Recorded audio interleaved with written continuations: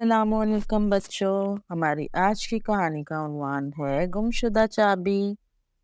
ایک دفعہ کا ذکر ہے کہ پہاڑوں اور ندی کے درمیان واقع ایک گاؤں میں عائشہ نام کی ایک چھوٹی بچی رہتی تھی۔ عائشہ اپنے مہربان دل اور جانوروں سے محبت کے لیے مشہور تھی۔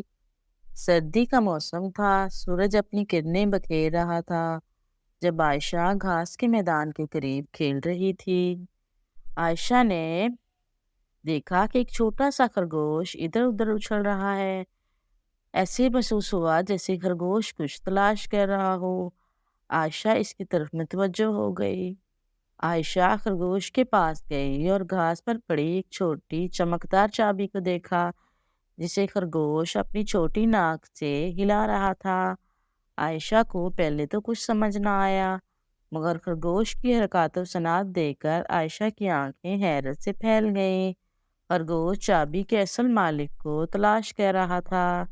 عائشہ کو بے ساختہ خرگوش پر پیار آ گیا اور اس نے حقیقت میں چابی کے اصل مالک کو ڈھونڈنے کی ٹھان لی۔ اپنی دادی کے دانشمندانہ الفاظ کو یاد کرتے ہوئے عائشہ جانتی تھی کہ ان چیزوں کو اٹھانا جو ان کی ملکیت نہیں تھی جائز نہیں ہے۔ اس نے خرگوش سے وعدہ کرتے ہوئے آہستہ سے چابی اٹھائی کہ اسے اس کے اصل مالک تک پہنچانا ہے۔ عائشہ نے گاؤں میں اپنا سفر شروع کیا اور ہر ایک سے پوچھا کہ کیا ان کی چابی گم ہوئی ہے۔ راستے میں اس کا سامنا دوستوں، پڑوسیوں، یہاں تک کہ اجنبیوں سے بھی ہوا، لیکن کسی نے بھی چابی کا دعویٰ نہیں کیا۔ دن گزرتے گئے اور عائشہ نے امید نہیں ہاری۔ اسے یاد آیا کہ اسلام نے اسے کیا سکھایا ہے۔ اگر آپ کو زمین پر کوئی چیز مل جائے تو اس کے حقیقی مالک کو تلاش کرنا آپ کا فرض ہے۔ چابی کے اصل مالک کو تلاش کرنا اس کا مشن بن چکا تھا۔ ایک دوپہر جب وہ بازار سے گزر رہی تھی، عائشہ نے ایک دکاندار کو کھوئی ہوئی چابی کے بارے میں بات کرتے ہوئے سنا۔ اس کا دل خوشی سے دھڑک رہا تھا۔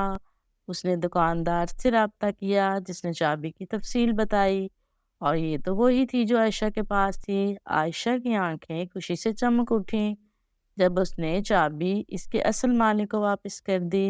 دکاندار نے عائشہ کی ایمانداری سے شکر گزار اور متاثر ہو کر اسے انعام دیا۔